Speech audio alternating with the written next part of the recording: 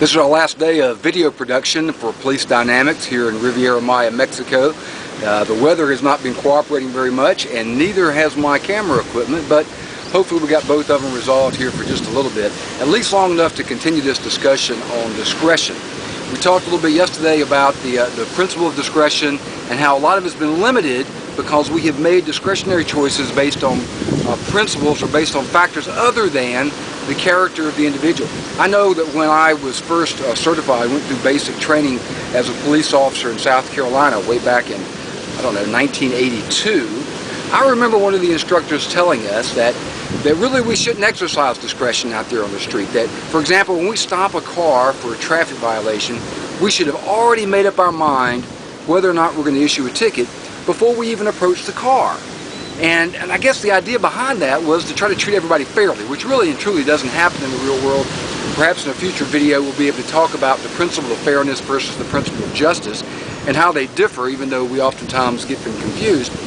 But suffice it to say that in reality, that doesn't make a whole lot of sense. In fact, I made a lot of bad discretionary choices as a young officer trying to apply that particular principle, which really was a non-principle, because it doesn't really work in the real world. For example, if I watched a car blast through a red light, let's say, or maybe two cars blast through a red light, the first one that I stopped, it's got some punk kid with an attitude, and maybe I stopped him before and issued him warnings and given him off, or given him an opportunity to get off the violation before, and he continues to flagrantly violate the law, I'm probably going to write him a ticket for running the red light. On the other hand, if I stop another car going through the red light, and it turns out it's a husband rushing his wife to the hospital because she's in labor, I'm probably not going to issue him a ticket. In fact, I'll probably give him an emergency escort to the ER.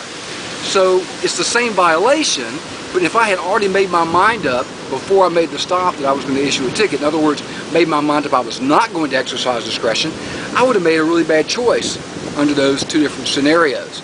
Let me tell you how this works in real life. Let's just take a basic violation, something as common as a speeding offense. Let's say you clock somebody on radar and they're busting 15 miles an hour with the speed limit or whatever. What are your options? What are your discretionary choices that you might choose to employ on something as simple as a routine traffic stop for a speeding violation? Well, the option that you always have is to do nothing. I mean, believe it or not, you just turn your head, let them go. That is a discretionary choice. You have chosen not to exercise any level of authority, enforcement authority in that scenario, and that is a discretionary choice that you have made and you have a right to make. So you might choose on a minor violation such as that to do absolutely nothing and just let the offense go on by. Maybe it's the middle of the night, maybe there's no cars on the road, maybe there's some other reasons why you might choose not to take enforcement action, but you let them go. That would be option number one. Option number two might be that you do something as simple as flicking your headlights or turning your blue lights on and off. That is, believe it or not, an exercise of authority, even if you choose not to actually pull them over or point the finger at them. I've done that before, this finger, not the other finger, and give them a warning. Hey, I saw you, I made note of it, you need to slow things down. That would be an exercise of discretionary authority as well. A third option might be that you would actually make the traffic stop and issue a verbal warning. No points, no written tickets, no written record, just a verbal warning. That would be option number three. A fourth option might be you write them a written warning. You say, okay, we're not going to give any points associated with this, but there's not going to be any official penalty attached to it, but we are going to make a record of the fact that you were caught violating the law, and that in itself is an exercise of executive authority, and that would be that would fall under the banner of enforcement discretion. Or a fifth option might be you pull them over, but instead of writing them the ticket for the actual violation, so let's say 15 over the speed limit, you decide to cut them a break. Maybe you cut them a break on the points. You cite them for some lesser included offense that doesn't carry as great a penalty. That would be an exercise of enforcement or executive authority as well. That would be a discretionary choice. A sixth option might be, well, you actually write them a ticket for the offense that they committed, 12 or 15 miles over the speed limit, or whatever it is. But a seventh choice might be that not only am I going to write you a ticket for the violation that I caught you at, but we're going to look for any other violations that might be out there. We're going to do a full equipment inspection to make sure your tread depth is correct, to make sure that your turn signals are working properly, there's no equipment violations, and cite you for those if I find them. Or maybe you didn't sign the back of your registration card. That was an issue some years ago in South Carolina.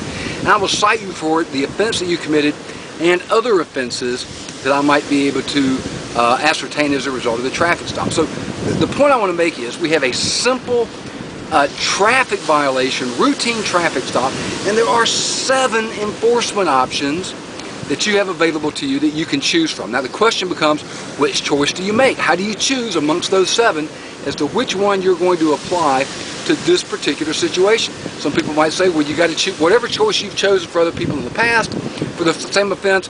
That's what you got to choose for this person to make it fair as possible. Well, that really limits your options. That means that whatever your very first enforcement action was, that's what you're limited to for the rest of your career. You got to keep making that same choice. I think a better way of making that determination is by determining the character of the offender and letting the character of the offender determine which one of those 7 choices that you make. So if you find someone that seems to be genuinely repentant, they took their mind off what they were doing, they were violating the speed limit, but they don't have anything else on their record, and they seem to be legitimately repentant about the fact that they committed this violation, you might let them go off very easy, maybe with a warning or something. On the other hand, you get somebody with a really bad attitude that's disrespectful to you, that's disrespectful to authority, that's just flagrant about how he wants to go about and arrogantly violating the law here. Well, you're probably going to write him up, and maybe for other things as well. You make these choices all the time, and there's nothing wrong with that as long as we're making it on the principles of character, letting the character of the offender determine which option we choose. So the bottom line is this: it's very much like the dynamic of discipline in the dynamic leadership series.